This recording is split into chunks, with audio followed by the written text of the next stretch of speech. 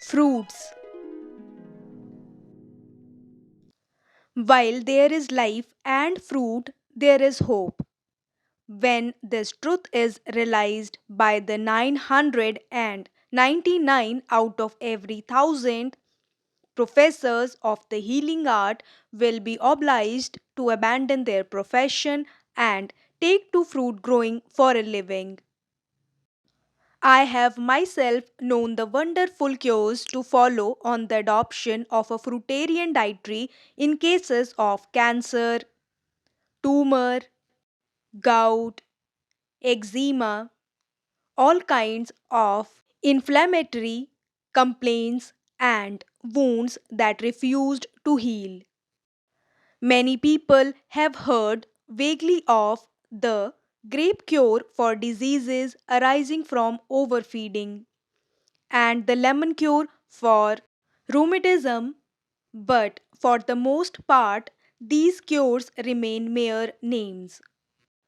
Nevertheless, it is almost incredible to the uninitiated what may be accomplished by the abandonment for a time for every kind of food in favor of fruit. Of course, such a proceeding should not be entered upon in a careless or random fashion. To sudden changes of habit are apt to be attended with disturbances that discourage the patient and cause him to lose patience and abandon the treatment without giving it a fair trial. In the south of France, where the grape cure is practiced, consumptive patients are fed on grapes alone by increasing the intake gradually and become quite strong in a year or two. One objection I have heard against free use of fruit is that the acids act injuriously upon the teeth. Until I became a vegetarian, I used to visit a dentist regularly every 6 months. I had done this for 10 years, and nearly every tooth in my gums had its gold filling. The last time I visited the dentist, I told him that I had become a vegetarian, and he replied that he rather, though my teeth would decay quicker in future on account of an increased consumption of vegetable acids. But from that day, now early 6 years ago, to the present time, I have never been near a dentist. It is a fact that the acids in fruit and vegetables, far from injuring the teeth, benefit them. Many of these acids are strongly antiseptic and actually destroy the germs that cause the teeth to decay.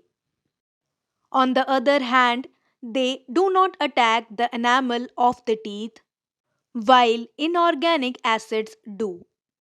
Until quite recently, the majority of English speaking people have been accustomed to look upon fruit not as a sweet meat to be eaten merely for pleasure and therefore very sparingly. It has consequently been banished from its rightful place at the beginning of meals. But fruit is not a goodie, it is a complete food. All vegetable foods contain all the elements necessary to form a complete food. At a pinch, human life might be supported on any of them. I say at a pinch because if the nuts, cereals, and pulses were ruled out of the dietary, it would, for most people, be deficient in fat and protein, the flesh and muscle forming element. Nevertheless, fruit alone will sustain life if taken in large quantities with small output of energy on the part of the person living upon it, as witnessed in grape cure. Some vegetarians argue that it is not advisable to eat too much fruit and recommend caution in use in the case of people of nervous temperament or those predisposed to skin ailments. It is true that consumption of large quantities of fruit may appear to render the nervous people more irritable and increase the external manifestations of a skin disease. But in the latter event, the fruit is merely assisting nature to throw the disease out and off more quickly, while in the former case, the real cause lies not in the fruit but in some nerve irritant.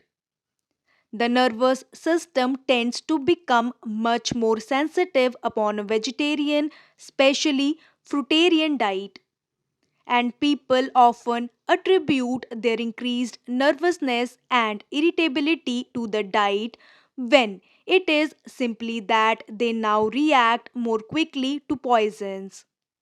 This is not a bad thing. On the contrary, it shows that the system has become more alert. Under the old regime, we tend to store up poisons and impurities in the body. But the effect of a vegetable diet, especially when united with the use of distilled water, is to cause all our diseases and impurities to be expelled outwards and downwards. Fruit should always be eaten at the beginning of a meal. Again, when the diet consists of a mixture of cooked and uncooked foods, the uncooked should always be eaten first. Also, when the meal consists of two courses, sweet and savory, suffers from indigestion should try taking the sweet course first. I have known several cases where this simple expedient has resulted in a complete cessation of the discomfort of which the patient complained.